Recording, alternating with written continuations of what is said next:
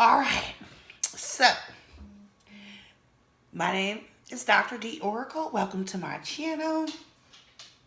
And today I'm going to give you just a short tutorial about how to prepare for your jar spells. Some people are thinking that we just get, some herbs and some roots and we just throw them in a jar. I do conjure, so I definitely make a connection with the spirit of those things, and we all should.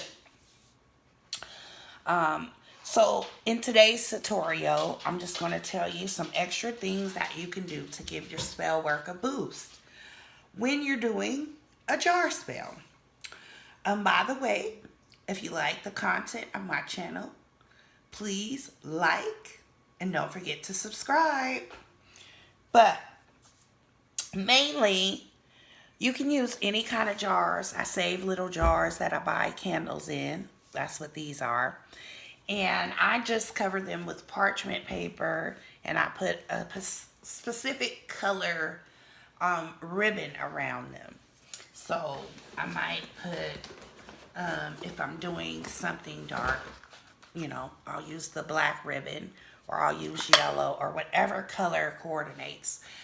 Tonight I'm really doing road opener jars, so I'm kind of working with the herb Aubrey Camino. And before I do any of my jars, I always take a specific incense or herb, and I make an incense from that herb. Or I use an incense that's already made. So this is like money drawing incense. So what I do is I always take my jar and I smoke it out, okay?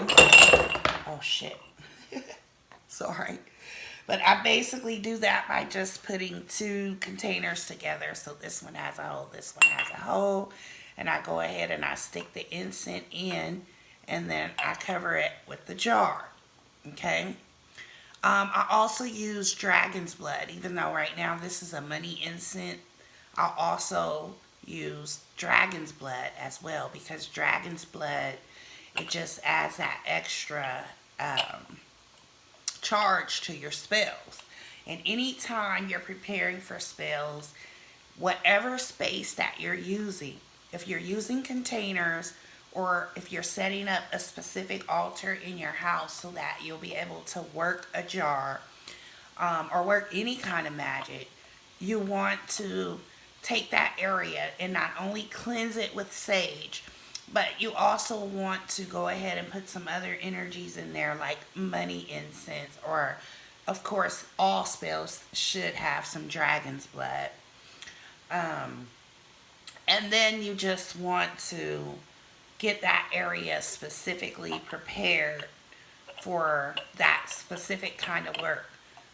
So maybe if you're doing love work, you'll want to coordinate those colors, also symbols, signs, and fix that area up.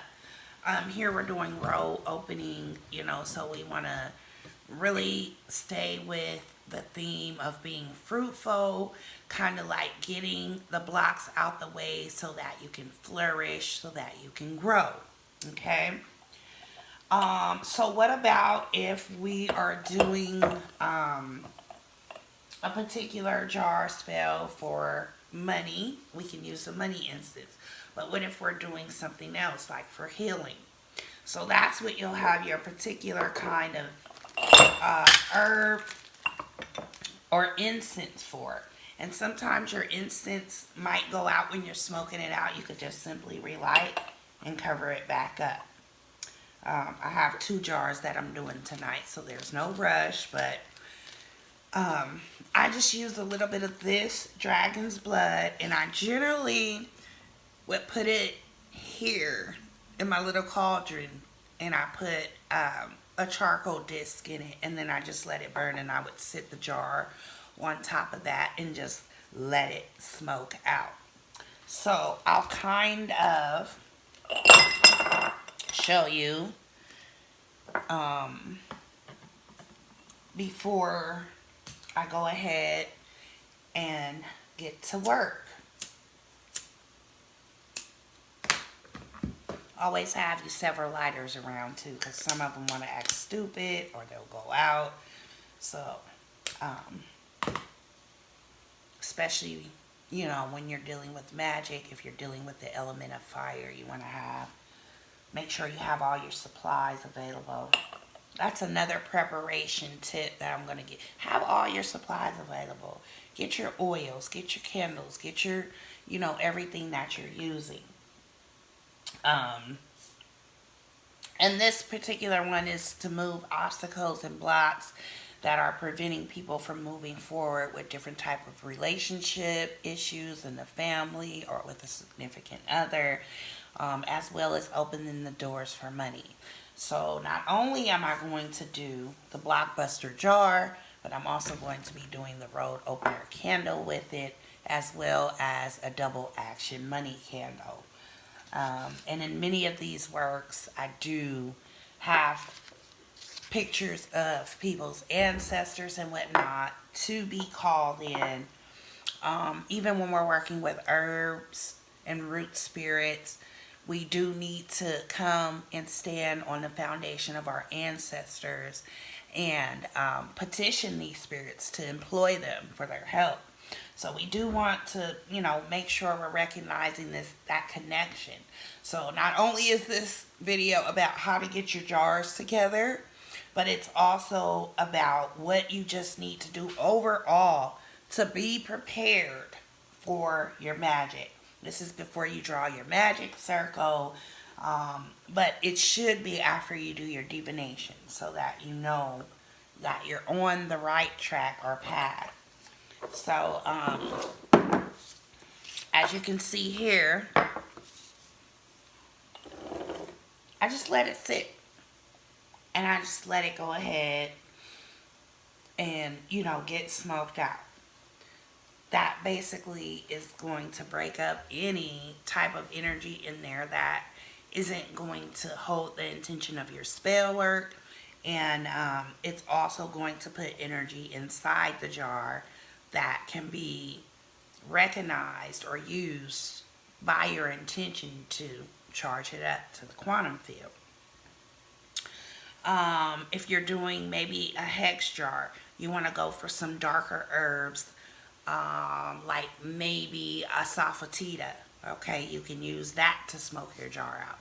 If you're doing a love jar, you want to go for, you know, more love herbs, or you could just use dragon's blood and cinnamon, or you want to get your love herb that you can use like lovage, or maybe you just want to get some powdered rose petals that you can use, and, you know, just make a small incense with that. It doesn't have to be a lot. Actually, you just need a few pinches, and if you put it in a little cauldron like I have here, definitely you'll probably do it 2 or 3 times. Okay, so you want to have enough for that.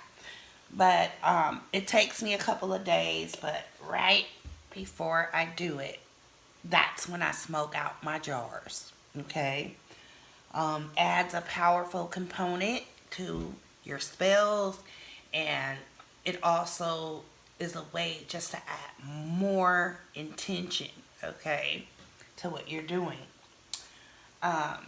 Incense are used to break up negative thought patterns, okay? And you should definitely light some every morning when you wake up, especially if you feel frazzled and you want to get your mind together.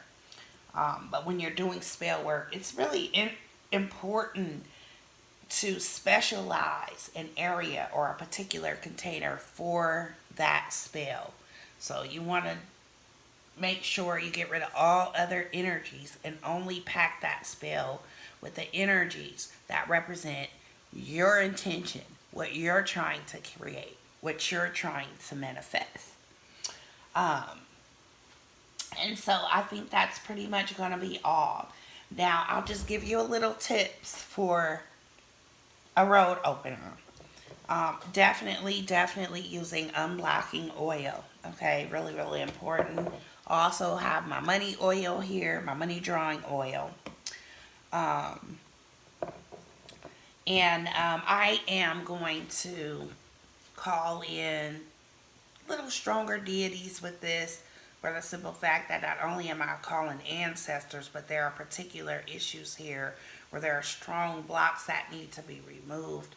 So I'll be doing the 7 African powers with this every day for 7 days, okay? And what I just do is mark my candle off 7 times, okay? Try to be even with it. And then every single time a particular area burns after I've said the prayer and, called on those energies to hear out the petition, I go ahead and put the candle out and do it the next day. And the main thing about your magic is you're adding energy to it with every component. You're adding energy to it by getting your jar smoked out. You're adding energy to it by putting your roots and herbs in it. You're adding energy to it with a prayer or an enchantment. You're adding energy to it when you're calling in deities. I also have the 7 African Powers oil. And if anybody is interested in any of these products, I do definitely have them available. You can always check out my website, and whatever is not on there, you'll have to personally reach out to me. And some of you already know how to do that. And if you don't, you can look down below in the box, and I'll put all of my contact information. And if you ever need a reading for spells, so you can know what you need to do, you can always reach out to me for that as well. I do not advertise those things on my website because those are on an ask come, ask serve basis. But I do offer those type of services as a person who is not only a psychic medium, but I'm also a magician. And I mainly like to help people to do certain things like achieve housing or a job or something like that. But when people come to me and ask me for help, I do have to do a reading first. And I not only do readings for this, but I do general readings, love readings, money, career. I am a medical intuitive, so I can see different things about what's going on with the body in the psychic reading. I'm not a doctor, but I do see things about what's going on with the body. And I also do readings to help people to uncover what their psychic abilities are. I also do readings to help you get into your Akashic and your past lives.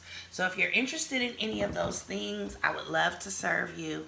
Make sure you check for my information in the box below.